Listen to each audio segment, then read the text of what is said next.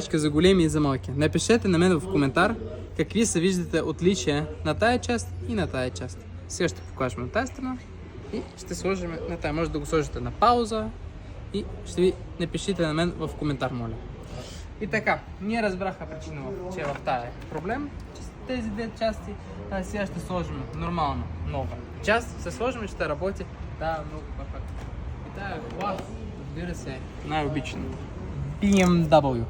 Байерше моторен верки, който ние сега ще сложим, климатик ще работи. Затова, храстения, сега и чао. Ако искате да направите климатик, заповядайте.